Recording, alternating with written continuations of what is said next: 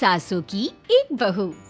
बलविंदर की पहली बीवी को बच्चा ना होने के कारण वो दूसरी शादी करता है, लेकिन जब दूसरी शादी से भी बच्चा नहीं होता तो वो तीसरी शादी करता है, और तीसरी शादी करने के बाद भी जब उसे संतान का सुख प्राप्त नहीं होता तो वो डॉक्टर को दिखाता है।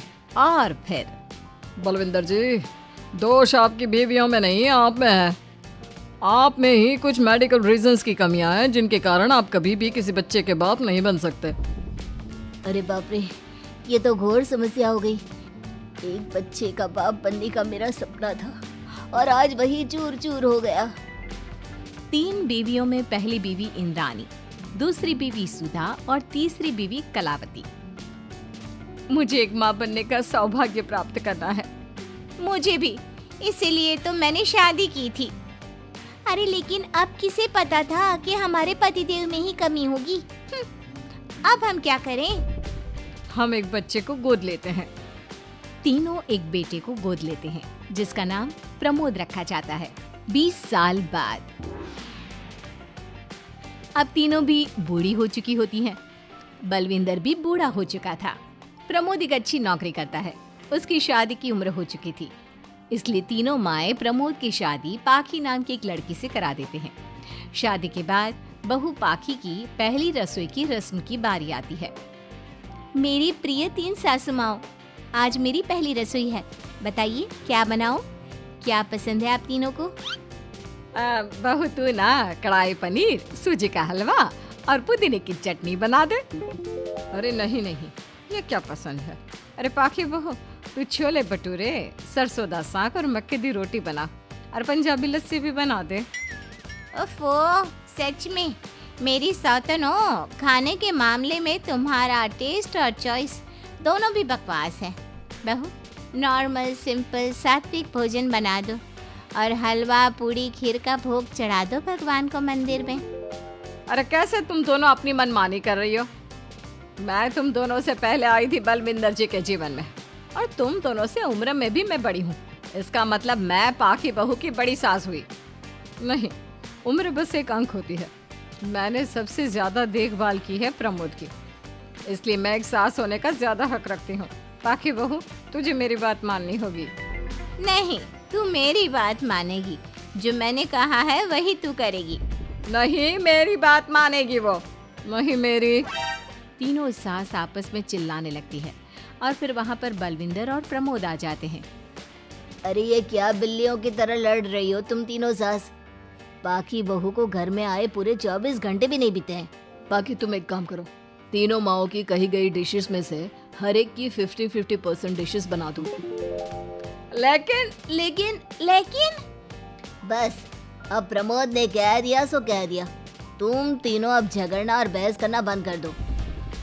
पाखी तीनों सासों की कही गई आधी आधी डिशेस बनाती है और इस तरह अपनी पहली रसोई की रस्म पूरी करती है, जिसके बाद उसकी तीनों सास उसे शगुन और नेक देती हैं। फिर एक दिन, अरे पाखी बहू, तुमने अपना सारा काम निपटा लिया है ना?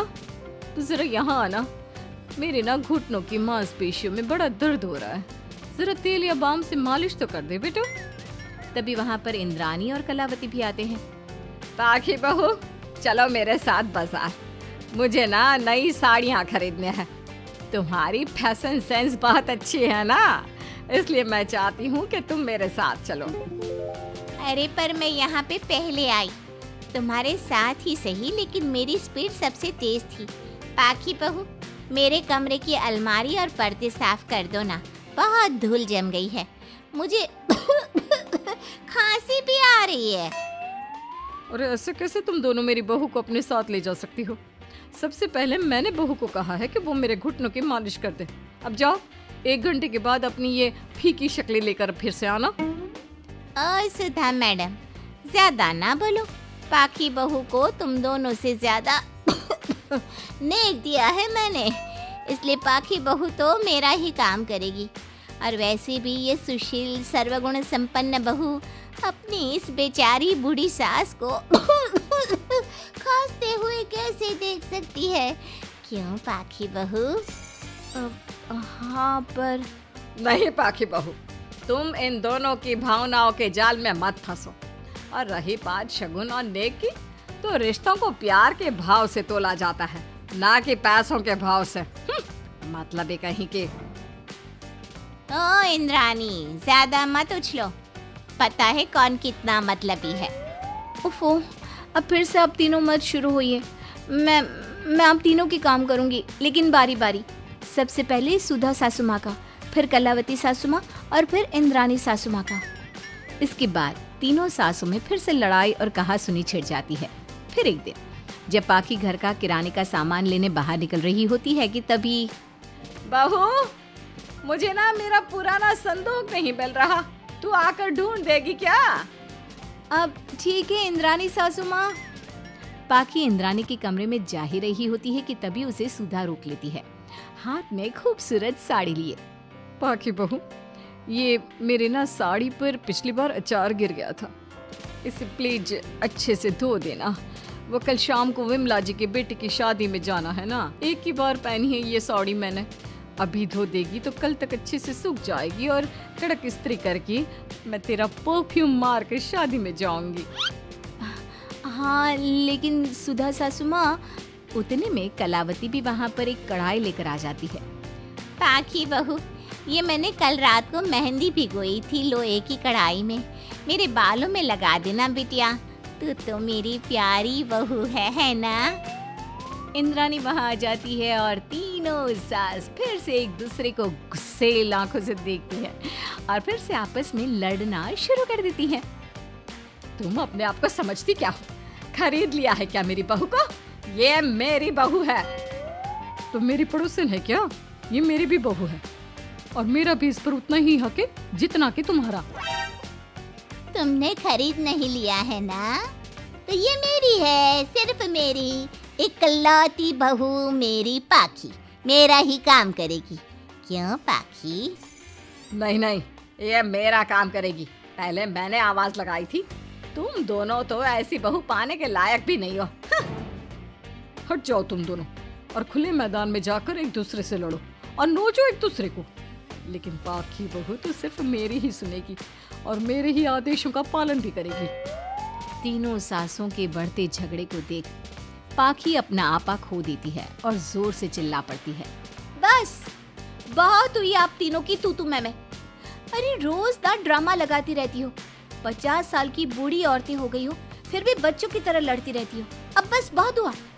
अब तो मैं आप तीनों में से किसी की भी बात नहीं सुनूंगी और मैं जा रही हूँ ये घर छोड़ के। अब मुझ में और सहन शक्ति नहीं बची, मैं चली। अब लड़ो झगड़ो, एक दूसरे को मारो पीटो नोचो, जो करना है करो। पाखी अपना सूटकेस लेकर घर से बाहर निकलने लगती है। तभी तीनों सास बेहद घबरा जाती हैं और भावुक होकर पाखी से विनती करने लगती है। पाखी बहू, हमें छोड़कर मत जाओ ऐसे। अरे हम तुम्हारे बिना मर जाएंगे। इतने कम समय में ही तुम हम सबकी जीने की वजह बन चुकी हो। माफ कर दो हमें बेटा। हाँ पाखी बहू, हम आइंदा से कभी नहीं लड़ेंगे और हंसी खुशी मिलकर बात करते रहेंगे, वादा करते हैं। हाँ बहू, लेकिन तू मत जा प्लीज, ये घर तेरे बिना सुना सुना हो जाएगा।